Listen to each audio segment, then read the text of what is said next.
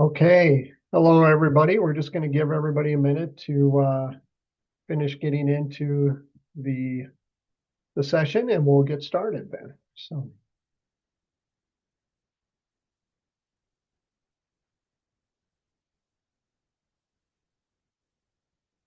okay, we're going to go ahead and get started. So, thank you everybody for taking part in this afternoon. So, I'm Keith Peterson. I'm Vice President of Operations at NMFTA.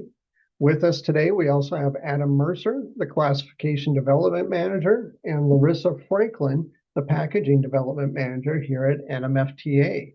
So we're here to answer questions and really kind of want to put out there around, give you a chance to ask us questions around the proposals on Docket 2026-1 here. Before we get started, wanted to lay down just a couple of ground rules here. This is the first time we've done something like this when it comes to a docket where we actually had held an Ask Us Anything here. And I just want to make sure, we just got a quick comment there. Can everybody hear me okay? Make sure my mic's working. Adam or Larissa? I hear you fine. Okay, perfect. Thank you. Okay, All yours. right. So, yeah. So this is the first time we've done something like this when it comes to a docket after release. And what's important for people to realize is that except during the public meeting, there's going to be parts about the proposals that we can't discuss. We call it the merits of the proposal here.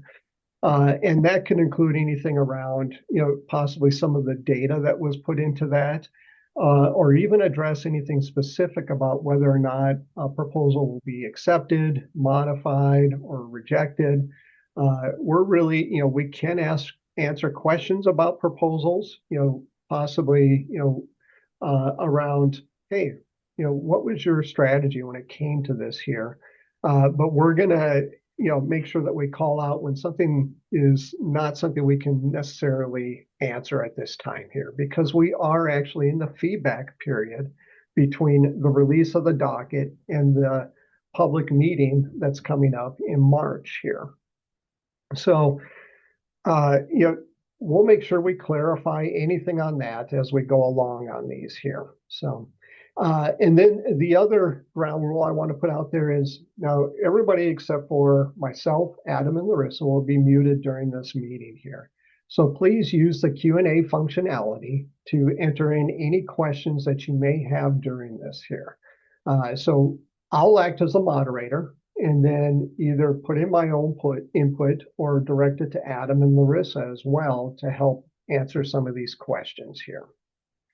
Now, before we get started on taking questions, just wanted to point out a couple things. So regarding Docket 2026-1, there are some important dates that I wanted to make sure I put out there here.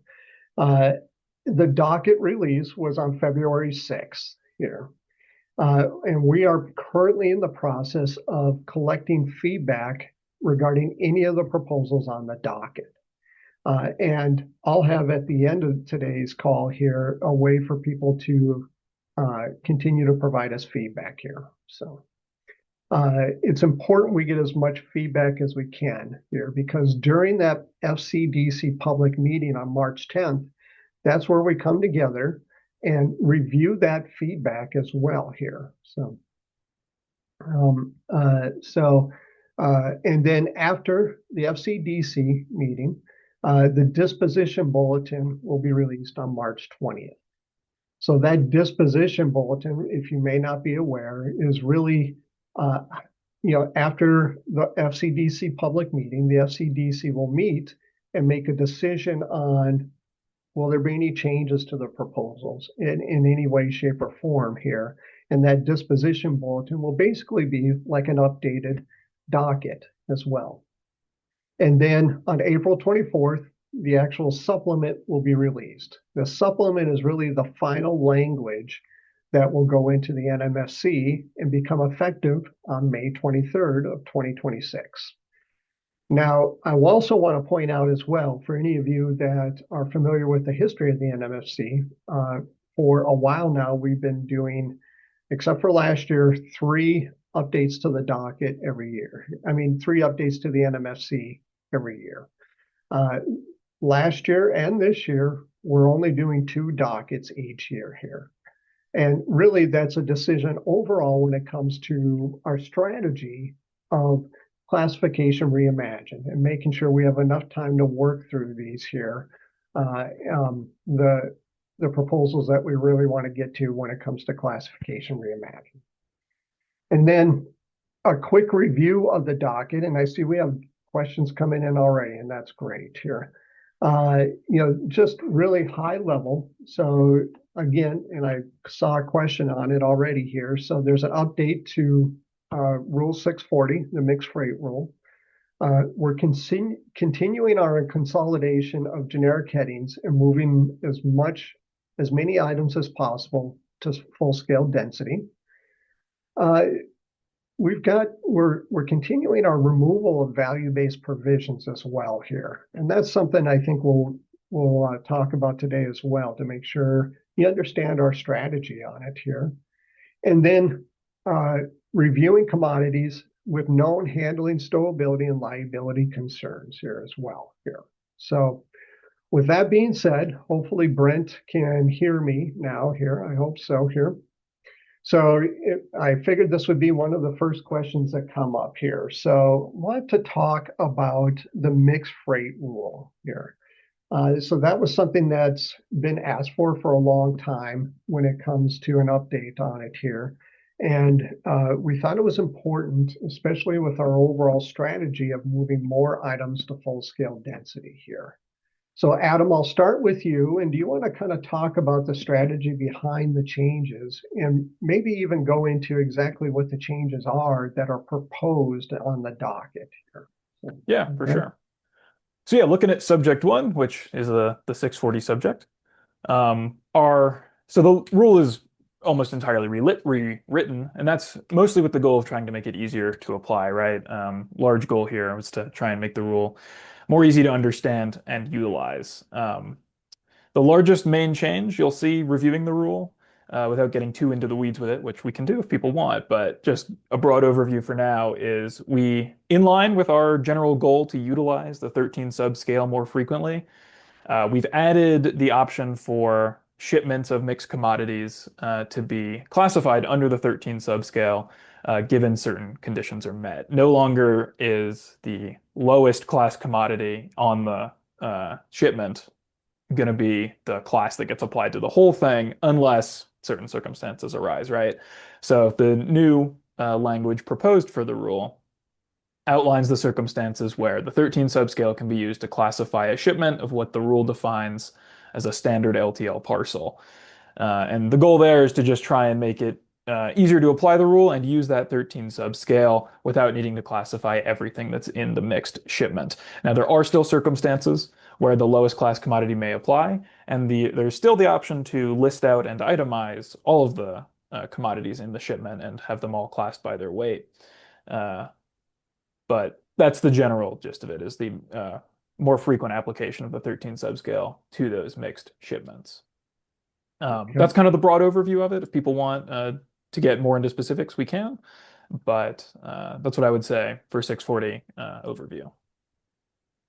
Larissa, anything you'd like to add to that? Oh, you're muted there, Larissa. You're muted, Larissa. I always forget. I'm sorry about that, everyone. I think to reiterate, Adam, this is supposed to streamline efficacy and use of the 13 sub density scale. We no longer necessarily need to itemize everything to apply 640. Now it's, so long as Adam alluded to the certain conditions are met, you can go ahead and apply the 13 sub automatically, basically. And I think that's in line with our policies for trying to simplify things along with classification reimagined. But again, happy to expand upon that if there are specific questions within the rule or anything of that nature. I think this may be an interesting discussion here And I think of it as more as how 640 is written today here, because there's a question on here about currently what's the greatest or most difficult part of this to interpret and apply here. And think of course, there's a proposal out there, but I'm reading this question as, hey, today, where are people having issues with it? So any thoughts on that, Adam or Larissa? Yeah, I think the itemization, I think people find pretty challenging in the previous requirements for it. There are still requirements for the use of itemization, and we've left that as an option for those that like to utilize it and take advantage of it for sure. But our thought is that with the new expanded options for non-itemized shipments using the 13 subscale, as long as it falls under the guidelines for a standard parcel, that should make itemization less frequently required to get to take advantage of Rule 640 and make sure your freight is classed accurately. I also think one of the things that's really complicated about 640 currently is for people that aren't as familiar with the classification, it references several other rules in the NMFC that people may not be aware of, such as 110 or 265 related to packaging or 222. I mean, there's just a bunch of different rules that are within 640 that people and shippers in general may not be as familiar with as the carriers. And this is, again, in an effort to partner with carriers and shippers and have a unified, more efficient and productive relationship, having or minimizing the use of referring to other rules, saying you got to look here to solve the problem at hand. You have it all in one place laid out, and it's just supposed to help streamline compared to how it currently is written, is my other takeaway for that. Okay, all right, thank you. Thanks for the input on that here. So, okay, I'm going to move on to something different, but we can always come back to it as we get more questions around mixed freight here. Uh, so let's see here.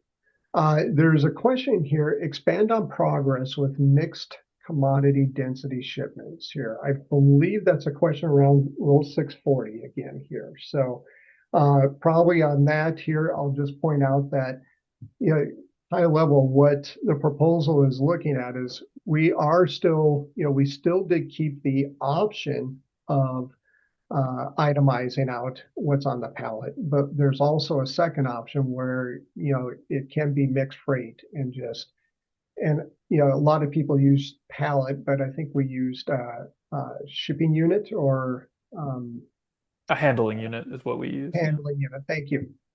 Stuck in my mind there.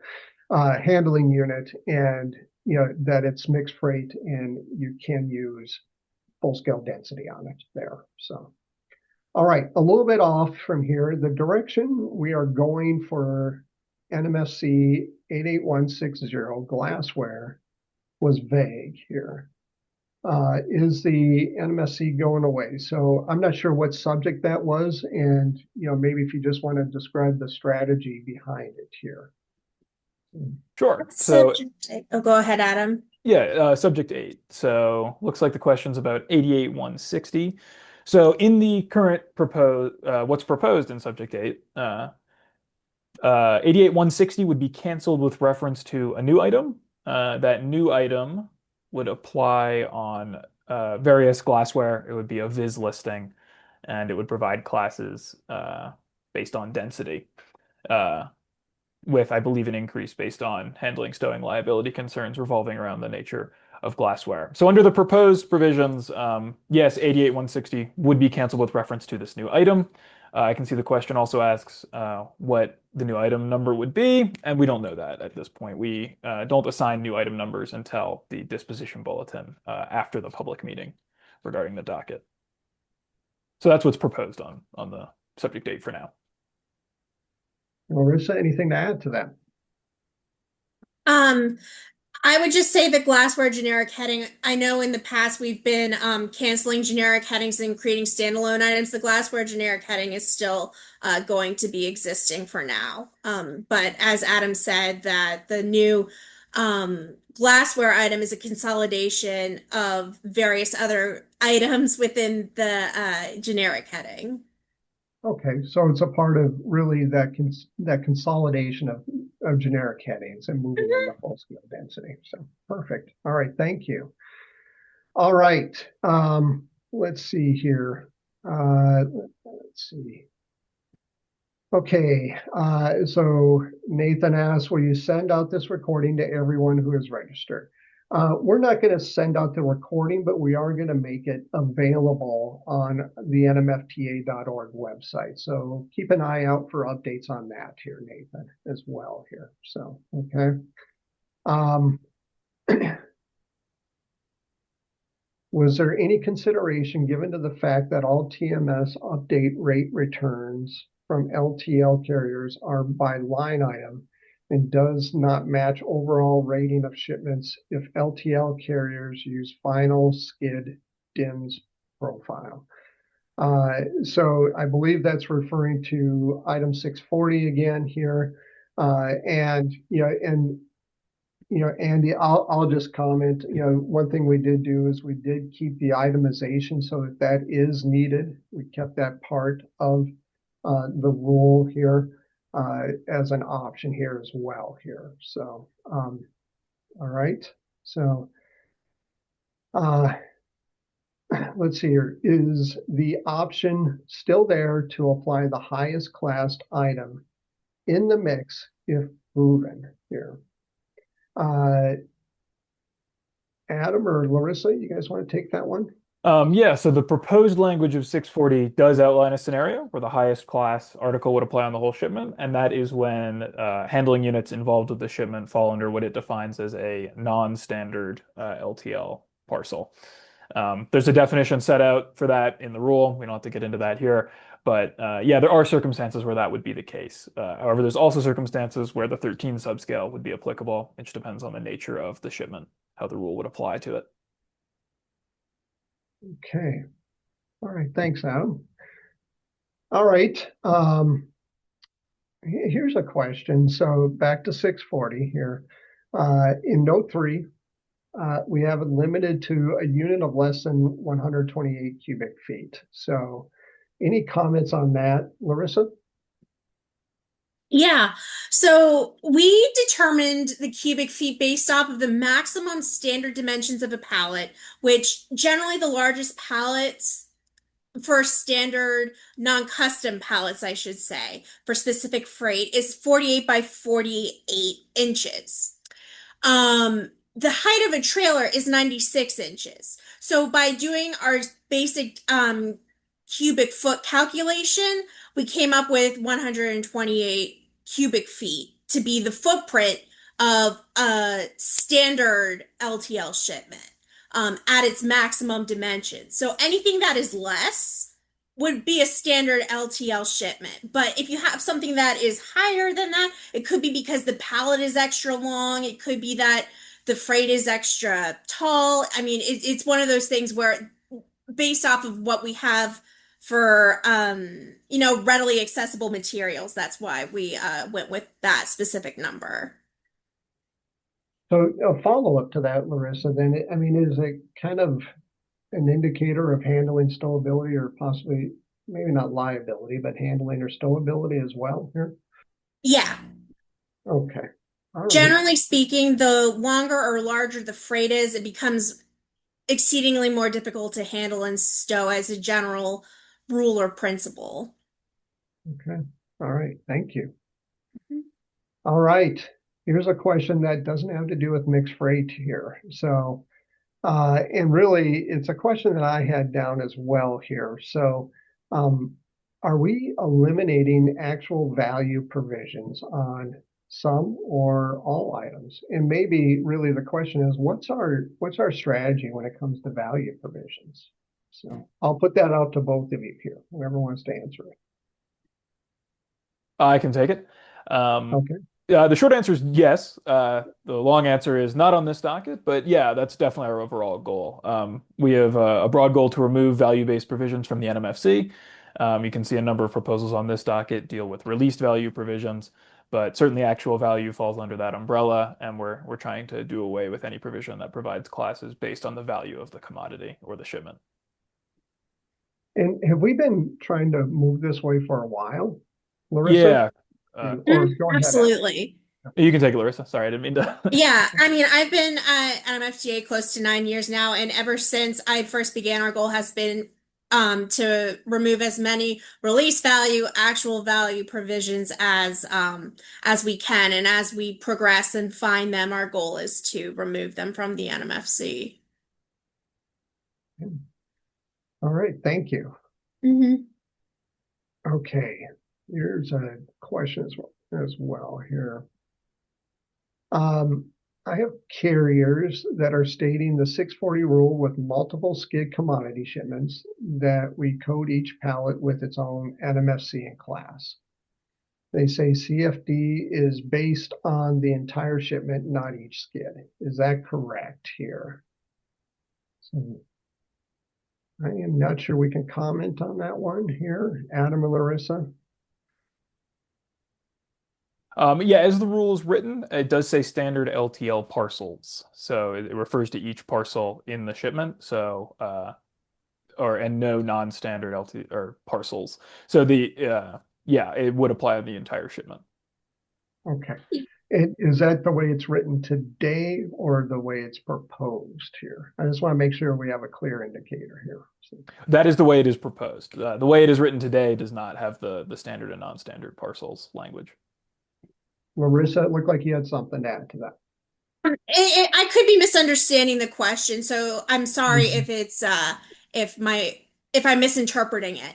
Um, if you have multiple skids, it depends on whether or not the skids have the same commodity or different commodities. And that's where Adam was saying, if you have two different pallets of two different items, then they would be classed for whatever that single item is accordingly. But otherwise, the rule is more or less streamlined in the current proposed as opposed to how it's currently written. Okay. All right. Okay. Let's see here. Thank you for that here. Okay. Can you go back to if you have mixed pallet to use the highest NMFC? And I'll attempt at this one, Adam and Larissa, to give you a little bit of break here, is that we did leave the ability to go ahead and, you know, and I'm sorry, to go ahead and list all the different commodities that are on the pallet as well here. So, or is that's being changed? So maybe Adam, I'll let you start with this one here. Sure. So yeah, this one is, I think, in reference to, and it's possible your interpretation of it is more correct than mine, but the way I understand the question is, under the current language, when you don't itemize, the highest class article applies on the entire Right. shipment.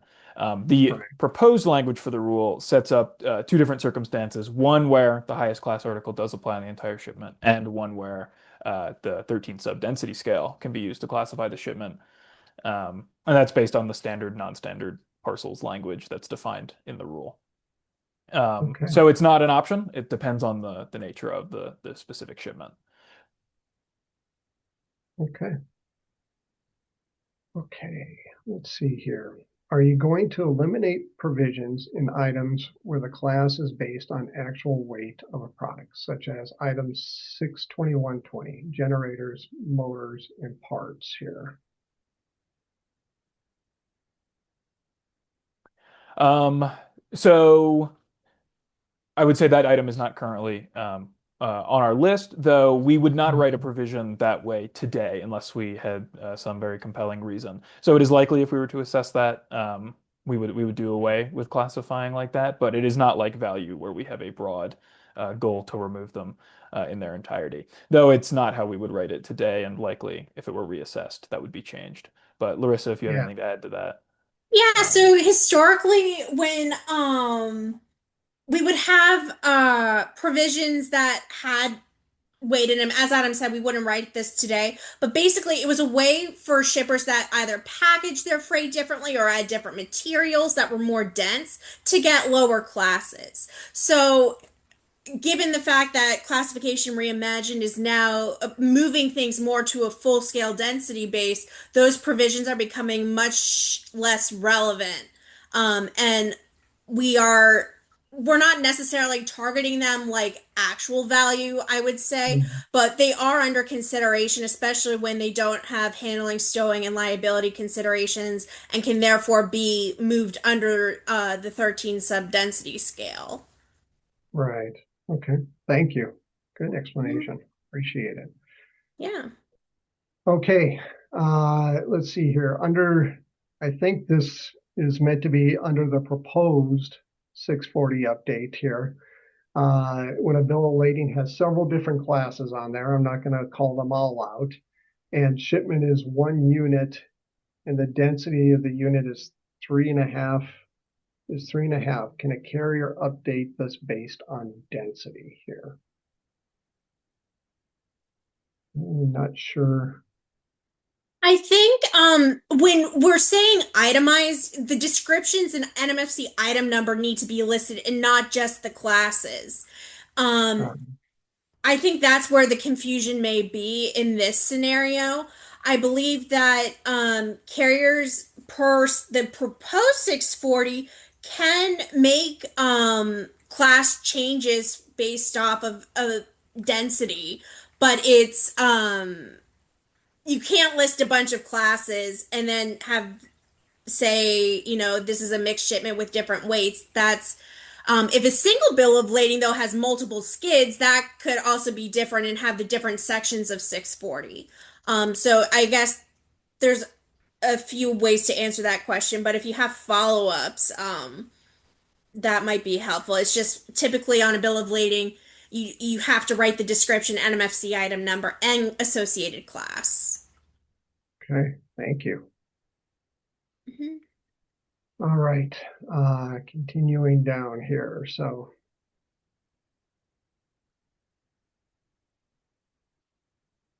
all right, I'll take this one here. Many carriers currently have their own unique mixed shipment rules, which apply in lieu of NMFC's item 640.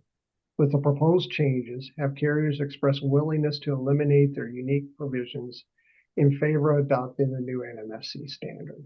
So it's important to realize that we're still in the feedback process here. So we can't speak for carriers on our end here, and and uh, you know it would be up to individual carriers to do something like that. So okay. All right. Let's see here. If that's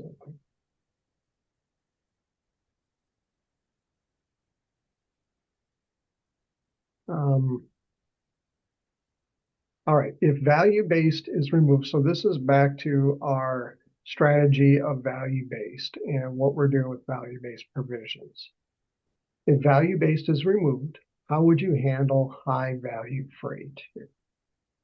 And probably let's speak to our strategy of what we've been doing here.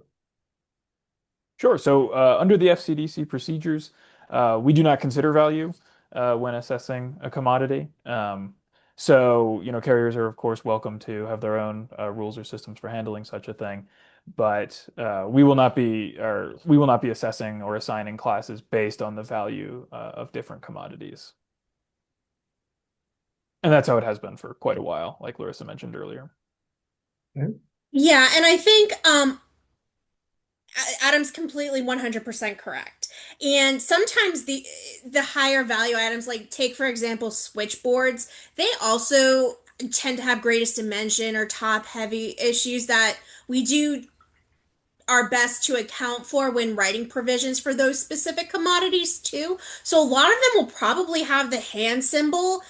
I'm not saying every high value freight item will uh be HS&L issues per what the FCDC's policies and procedures are, but I would say a fair chunk of them are addressed in that manner as well. Okay. All right. All right. With that said, will you only have NMFC and get away from having class? So I'll take a stab at this one here. So, we have been consistent with what our strategy is on a go-forward basis when it comes to classification reimagined. Items that don't have handling, stowability, and liability, we will be condensing, especially generic headings, and moving towards full-scale density. But items that do have handling, stowability, and liability issues, we will continue to look at and assign class accordingly here. So that continues to be our strategy going forward. So just wanted to address that question. Okay. So it seems to be a follow-up. If you have 3 pallets, each a different size, then should not each be classed on it. Also, it was always held that each sub in a density item is a class on its own. Why would all be rated together here? Is this a case where somebody may be looking at 3 different handling units and It's possible. I'm adding not them all sure I together? completely understand the question. Okay. And it looks like there's another question around multiple pallet issue here. Yeah, so to a non-itemized shipment, right? So the proposed language of the rule says that each individual handling unit would be assigned a freight class based on its calculated density. Hopefully that answers both of those questions. But yeah, it would be for each individual handling unit. Okay. All right, I hope that helps, Sarah. Let's see here. All right, in the future, will 40-100 be considered to transition to the 13 sub-density scale? So I'll take that one, you guys. All right, so we can't comment about any proposals that may be out in the future here. So we're going to continue along with our strategy in reviewing the remaining commodities that are out there, and keep an eye on future dockets for anything that may change. All right, so thank you. Okay, let's see here. We ship hazmat and non-hazmat on the same pallet here. I'm not sure if this is a question around the docket here, but do you want to take it there? So 50 gallons of UN 2735. I'm not sure we're really, what I would suggest, is this an interpretation? Should more of that? Yeah, so the question around hazmat and non-hazmat on the same pallet and how many gallons, I would suggest an interpretation in order to get an opinion on that. And the interpretation will ask you for all the information that is needed in order to classify correctly. So thank you. All right. So yes, I mean, somebody put in there, remember carriers have items in their tariffs that may modify how 640 is applied. Yeah, that is true here. But that is up to the carrier themselves here. So, okay. Anything else on that, Larissa or Adam? No? Okay. Oops. Okay.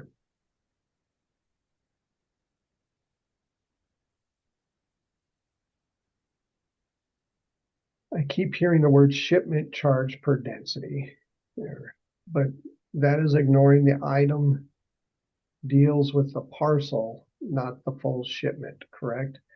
I think we've been using shipment. Should we be using more handling unit, Adam and Larissa? Yeah, it's very possible we misspoke and used shipment when it was not broadly applicable that way. Apologies if so. Yeah, the rule does deal at a handling level parcel basis. Okay. All right, thank you. Oops.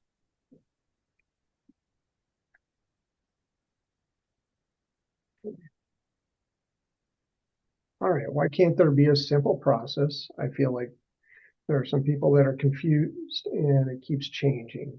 So we realize that there's a lot of change going on to the NMFC currently. And, we're working that way and and that's really what part of this communication is about, to keep people up to date on our strategy and what to expect on a go forward basis here. So we're going to continue to work that way. And please also, the email address for feedback is fcdc@nmfta.org. So make sure you're using that to send us feedback here so that we can get that in, and we look at all the pieces of the feedback here. And so let's see here.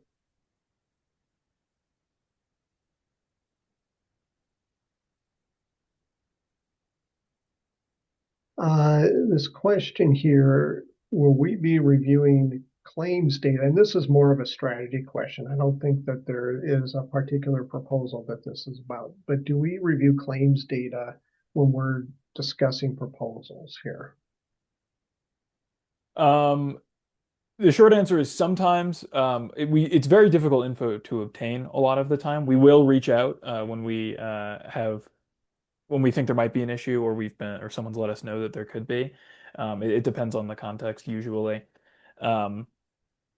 But that said, we always welcome submission of such data. So if anyone would like to send us information regarding a commodity, or just feedback on a proposal, if you feel that that information was not captured, we always welcome that. And we'd be happy to discuss it at the public meeting and of course, we're accepting feedback now. As for how liability affects classification, it considers things like perishability, susceptibility to damage, its liability to damage other freight, that kind of thing. Even without value, there are still liability considerations we take into account.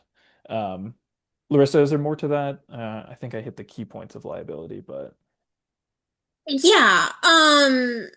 The other thing I know in this question in particular, drugs or medicines, toilet preps, and personal care items were called out. We do reach out to various sources to obtain claims data, but like Adam said, it's information that's very hard to obtain. So we always welcome feedback. It's critical for our continued progress on classification reimagined. And we do our best to research and be diligent, but there's no way we could obviously miss something that, hey, this is actually an issue that may exist that we didn't consider that angle from. So I think it's important to use that email address that Keith said, fcdc@nmfta.org, to share these concerns or potential issues that you do see. And as far as the with no value liability, Adam did touch among them. The four are like liability to susceptibility to damage, propensity to damage other fate, hazardous in nature, and perishability. Those are our four main liability characteristics that we take into account. Okay. Thank you. Let's see here. Next question I see here is, will you be providing an NMFC item lookup tool or spreadsheet of the before NMFC item number and class versus any new NMFC item number and class? So here's what we provide to the public. Basically, is after the FCDC meeting, there will be a disposition bulletin sent out. It's not a spreadsheet. It is really just an updated version of the docket itself here. We do have a very basic spreadsheet that we put out to the public, but then a very detailed one that is actually part of Class IT Plus now. So you have a couple different options on a go forward basis. I know the lookup tool is out there for 2025-1. And because of the size of that, we felt that was needed out there. So 2025-1 was 99 proposals. This one is 22, I believe, and so a little bit smaller as well. So, all right, thank you for the question. Let's see here. So there's one down here that I wanted to kind of point out as well here. So could you elaborate on subject 21, item 680? Larissa, you want to take that one? Yeah, so for 680, that section 7A, that currently provides the definition for on skids. And on skids refers to item 265 currently, or 270 currently, sorry. And 270 basically provides the specifications for skids, which are more or less two longitudinal runners that are bolted to a commodity, and basically for ease of handling with mechanical equipment, the runners serve as a guide for forklift tines to lift up from the body of the article. However, we do have provisions that say on skids, and one of the most commonly used NMFC item numbers, 133-300, even has the words on skids as part of the packaging provisions. However, lift truck skids differ from skids because lift truck skids have basically a platform underneath the body of the freight. So it in some ways serves as more protective in some ways. But 7A says when you have the packaging provision say on skids, it only allows the longitudinal runners and not the more protective lift truck skids. So this proposal is basically offering the option to say, compliant packaging for on skids can also mean lift truck skids and not just those longitudinal wooden runners. Okay, thank you. Mhm. Okay, let's see here. So another question. So in May, if this docket goes forward, we can use the higher NMFC to be able to make things easier on shipments. Correct. So I'm trying to I think I think the answer to that is that you are still able to itemize out uh, and we said shipments again. What's on the handling unit? Want to make sure I'm clear on that here on the bill of lading here. So you are still able to do that, or you also have the option to um, dim out the handling unit itself here and move it to full scale density. Adam or Larissa, anything different on that? Yeah, it's also possible. I think your answer is probably correct, but it's also possible they're asking if the highest class can be placed on an entire shipment, the way the old 640 uh, Oh, allows okay. for when not itemizing. And in that case, it's not an option. It depends on the circumstance of the shipment, right? It sets out the definitions of the standard and non-standard parcels. And when non-standard parcels are involved, then the highest class is applied, is how that works. Um, Hopefully that answers that too, if that's what they were getting at. And it's hard to keep this in mind as we go through these questions here, but that's if that proposal goes forward as well Right. here. It's proposed language, of course. Thank you. So so it's something I have to remind myself of very often here as we go through this. So let's see here. All right. 640 again. We knew this would be a popular one here, and we get a lot of questions about it here. So under section 3B, and I'm sorry I don't have it open in front of me here. Under section 3B of itemized bill lading, can you further explain paragraphs 1 and 2 here? Do you guys have that available? I don't have it open in front of me here. Yeah, I have it. I do too. Okay. You want to just kind of maybe talk about it there? So, Sure. So 3B itemized, this is these paragraphs set out the requirements to itemize the bill of lading and have the different commodities be assessed based on their class and weight for each article in the mixed shipment. So paragraphs 1 and 2 are two of the requirements. It's important to note there's 6 paragraphs, right? But the first two, so the first one sets out the requirement that the bill of lading and shipping order have to have each commodity and its total weight for each consolidated handling unit. And then it points out that the bill of lading and shipping order also have to bear the notation, the above contained on, and then a number and quantity of handling unit. Paragraph 2 has the requirement for each handling unit to have affixed to it a packing slip with a unique identification reference number, such as 1 of 5. which lists the separately identified articles and the total weight of each article contained on them. So those are just two of the requirements to use the itemization option under the proposed language of 640. Okay, Hopefully thank that's you. helpful. Uh, all right, so here's an interesting one. Could we spend a few minutes discussing the subjects that deal with handling, stowability, and liability related commodities? Some context on your overall strategy going forward for these characteristics inside classification reimagination project may be helpful as well here. So, Sure. So when okay. we are researching a commodity, well, let's talk about it inside of classification reimagined. So our goal there is to consolidate right now we're working on consolidating the various generic headings throughout the book. So when we're looking at a generic heading, we're looking at the different items involved and the different commodities. We're trying to look out for those commodities that might have handling, stowing, or liability concerns, and we're trying to avoid rolling those in to the full scale vises with the other items, right? So when we identify those items, we take a look at the data we have as well as data that's been submitted to us or any information we can find on the commodities and how they're shipped.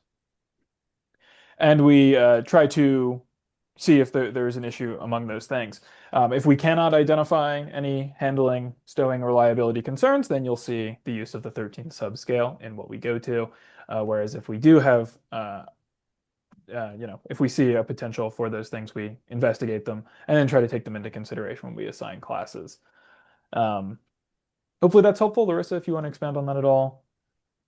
No, I Um, think you covered everything. If there are specific subjects that you want to discuss, because there are a couple in this docket that have handling, stowing, and liability issues, we're happy to discuss those specific ones too, if you have questions relating to those. But Adam explained very well what our goal with them is and how we're addressing them in the classification reimagined process. I would actually add on that was in the context of classification reimagined, as we go through the generic headings. We're always open to feedback or input on items that may be presently inaccurate. We're still Yeah. conducting research projects. So if you have any feedback you'd like to send or any items you think we should investigate, you can feel free to send that to fcdc@nmfta.org. We're always open to that, and we're always looking to open projects on commodities that might need updating outside of the classification reimagined project. Now, it's the same strategy of assessing, right? But maybe it's outside of a generic heading right now, as we're still working within them at the moment. Uh, that kind of thing. Okay, another one just came up here under section 3640. Again, you guys. Okay, so this is regarding section 3B, paragraphs 1 and 2. Are we indicating that the bill of lading under the proposal here, right, and shipping order packing slip must show the total weight by identified articles? So maybe that's more of a bill of lading question here. So. Well, it is relevant to 640. Yeah, that's part of the information requirement for itemizing. So you have to identify the commodity, its item number, and also the weight of that commodity, so that it's clear what portion of the mixed shipment it is making up there. Okay, all right, thank you.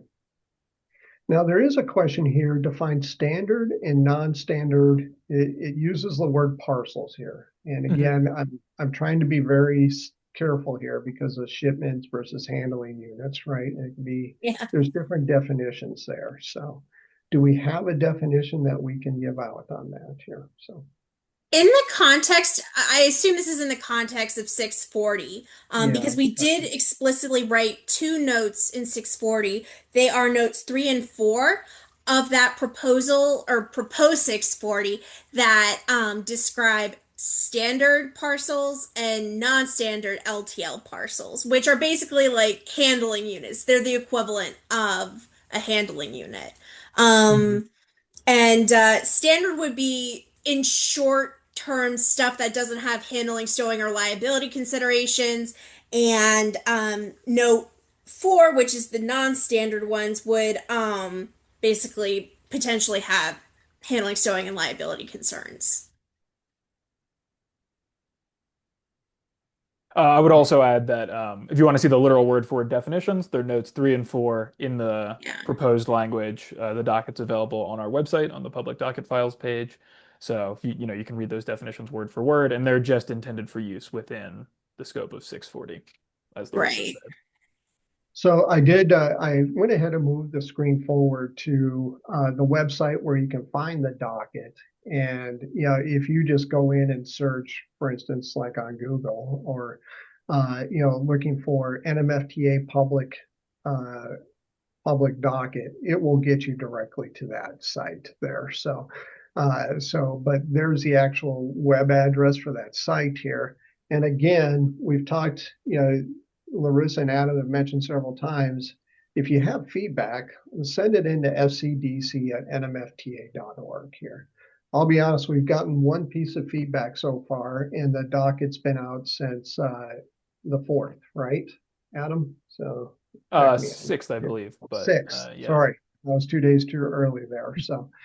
Um, so we encourage people to provide feedback so that we've got feedback to review when it comes to these proposals here as well here. So, all right, a few more questions here. So again, the webinar recording will be made available on our website. You won't be able to download it, but you'll be able to go view it here on our website as well here. So keep an eye out for that to be released. Let's see here. You keep referring to liability as a determining factor. What is it based on? For example, is it something like paint or coatings that Yeah, flammable liquid items. Yeah, so flammable that's liquids? hazard. Sorry, Yeah. go ahead. No, you finished it for me. I was struggling. No, it's fine. So that's a hazardous commodity, which is part of our liability um evaluation. I would say the four factors that we typically use when evaluating liability are the propensity to damage other freight, the likelihood that the freight or the fees of how easy freight can be damaged itself, if it's perishable, such as frozen foods, or if it is hazardous in nature, like you said, flammable liquids, for example. Um, those are our four criteria we use when evaluating liability. Okay, thanks, Larissa. Hmm. All right, I am not sure about this one, but I'll ask it here. On the bill of lading, understand we will be showing the total weight, but the question is, do we have the information on the packing slip too? Have to have the information on the packing slip too? I think we just mostly deal with the bill of lading, at least as far as the NMFC. Well, the proposed language of 640, paragraph 2 does set out that in order to use the use the itemization option, each handling unit has to have affixed thereto a packing slip with a unique identification reference number and listing the separately identified articles and the total weight of each article on that handling unit. That's the proposed language of 640. Important to note. All right, thank you, Adam. Good. Thanks. Okay. All right. Okay, we're running pretty low on questions here, and we are running out of time as well here. So there's a couple questions that I did get answered that we're going to take down really as feedback here. And there were some questions also that really were not necessarily about our strategy or the docket itself as well here, but we'll continue to evaluate these and making sure that we're taking all this in as feedback here as well here. So, if there's no other questions here, we'll just, I want to point out again that people can go and I see another one came in, so just give me a moment here. Let me finish this thought here. People can go and get the public docket at that website. Again, just really search for NMFTA public docket and you'll get directed to that website. And again, I can't say this enough, we could use feedback here. So fcdc@nmfta.org. We track that email address and we make sure that we include all that feedback, especially when it comes to the public meeting for FCDC. All right. All right, follow up here, question. To paint coatings item 45,500 is only 3 subs, not based on density, but 150,005 has full density, 13 subs. Why is there a difference here? So So 150,005, I believe, is paints. And that is a item that was recently, well, it's been amended several times, but that item specifically applies on non-hazardous paint or paint materials. At the top of the Viz listing, it says, not required by US DOT language or is marked as hazardous, labeled, or placard requirements. Item 45,500, however, does because that has because it's hazardous, it has handling, stowing, and liability requirements, and therefore we can't apply the 13 sub density scale to an item that has those considerations. all right. So okay, so it has a modified density scale on it then. So Well, okay. And it's got the hand symbol too, yeah. to denote that. Yeah, and that hand symbol is really brand new from 2025-1. So it's a good indicator of why it may have a modified density scale in this case here. So, okay. All right. All right. So thank you, everybody, for your questions. This is something that we're going to continue to do as we have dockets coming out here. So I think it's good to get these questions. It helps us understand where we may need some clarification on things. And it gives us a chance to really kind of be out there and communicate what we're doing here. Adam and Larissa, thank you for taking the time this afternoon to get on this call and answer these questions here. So it was a really good turnout. We had a lot of great questions coming in here. So, all right, everybody. So have a good rest of your day and continue to watch for updates regarding the FCDC public meeting, but most especially the disposition that'll be out 10 days after that. And that'll be a good indicator so you can see what it's going to look like in the end here, including the item numbers as well. Do we give the item numbers on the disposition bulletin, Adam, or does that not come out to the supplement? So They're on the disposition bulletin. Perfect. All right. So I remember that was a question from earlier here. So, all right. Thank you, everybody, for your time today. Appreciate you taking it, getting on the call with us here. Thank you.